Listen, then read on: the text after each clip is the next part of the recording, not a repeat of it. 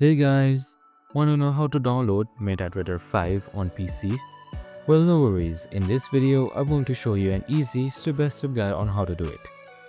Now first up, simply open up your favorite browser and simply type in MetaTrader 5. Now select enter and simply click on this first link right here. This will direct you to metatrader5.com, the official website of MetaTrader. Now right here you can see download MetaTrader 5 for Windows. You can just simply click on it, and after a while your download should automatically start. And there you have it. Your MT5 setup has successfully been installed. Now after the download is done, you can just simply follow the installation wizard, open MetaTrader 5 and use it accordingly. I hope this video helped. If it did, make sure to like, subscribe and tune in with us for more of these videos. See you in the next one.